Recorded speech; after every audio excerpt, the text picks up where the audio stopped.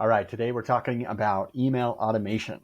And really what this is all about is multiplying yourself, multiplying your efforts through an automated series of emails, basically a campaign that's designed to do a different things. And we'll talk about what some of those things could be, what some of the objectives could be for an email automation campaign.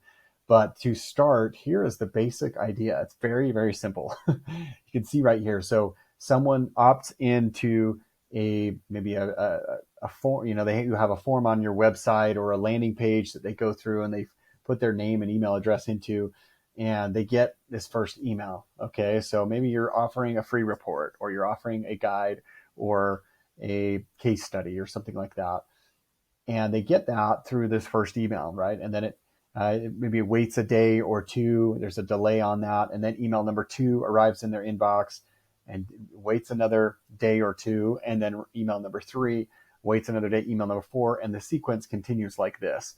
It doesn't have to go on indefinitely. It could just be a 4-step campaign. It could be several steps beyond that, depending on what the objective is and your specific market. But what's so powerful about this is that this is something that you set up one time. And yes, there is work involved in that initial setup. Absolutely there is.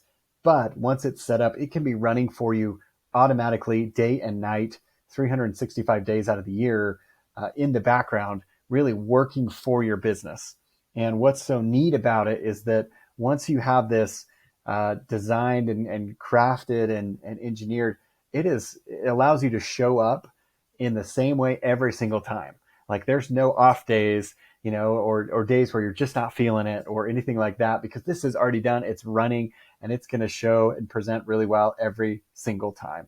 Just so powerful. So a number of questions I get asked about when we're talking about email campaigns, email automation. People will ask me, well, what can I use it for? Okay, so here's just some of the most common. I'll run through these, but to build relationships. So let's say that you're attracting new traffic to your website, and you're offering a free guide to training your dog, for example. Okay, and these are people that have never met you before, right? And they're not those people aren't likely to all of a sudden see your ad and then say, oh yeah, sure, I'll drop $600 with you. I'll pay $600 for this training, because they don't know you. They have no relationship with you.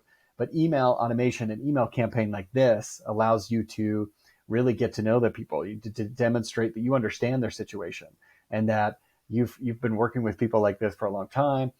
Position yourself as the expert, provide value. Some of these things we'll talk about, but that's one of the biggest things, is it allows you to build a relationship with someone, as well as reinforce relationships with people that you already know. Second is to educate your prospective clients on the things that they need to know in order to make the best decision possible. Okay, this is something that can really differentiate yourself from your competition. So instead of just trying to get their attention and say, hey, buy my stuff, buy my service, buy my product, you're saying, hey, have you thought about this? A lot of times we'll get questions about this particular thing, as it pertains to this service or this product. Here are some things that you really ought to know based on our experience in the industry. Very, very no risk, non-confrontational. You're not trying to pitch them a product or anything like that. It's just to basically offer them something different, offer them something valuable, which changes their perception of you in the end, which is super, super powerful.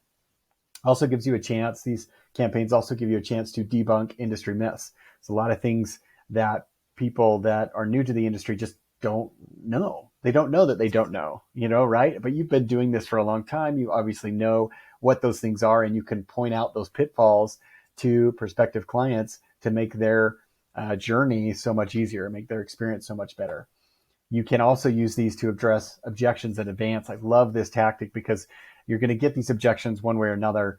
And oftentimes you'll get these objections and they won't voice them directly to you. And as a result, they just go dark on you. They just won't respond, and you never hear from them again. But this gives you a chance to address those head on, to provide a great explanation, and work through the problem basically, and show them how to navigate through that very, very easily. Next is to respond to commonly asked questions. again, this is a time saver. You probably do this all the time where you're answering the same 12 questions every single week, and you've been doing that for the last 20 years, right? I mean, depending on how long you've business, that's how long you've been doing it. But this gives you a chance to address those in advance so that you're not having to dedicate that time to answering those same things over and over again. Another thing, and this is what I alluded to in the beginning, is to provide value in advance. So giving this helpful, useful, relevant information that they can use, again, they don't even have to pay for it, right? You're not asking for a credit card or anything like that. It's not contingent on that. It's just you showing up and offering them this guide. Basically, you're offering them a resource that can really help them throughout this whole buying experience. I mentioned this one too, differentiate yourself from the competition. Just so important to cut through the clutter and not be seen as just a salesperson, right? We all have that radar built into our system of, oh, this person's trying to sell me. I'm automatically tuning out or zoning out, right? But when we can provide value and really pique their interest, maybe it's agitating a pain point that they have, or articulating the desired outcome that they've been hoping for. This can be a tremendous way to differentiate yourself, to stand apart from the competition. And then last is to position yourself.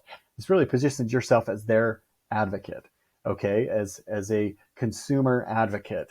And because, again, you're trying to show them all the things they need to know to make the best decision possible, okay? So these are a number of ways you can do that.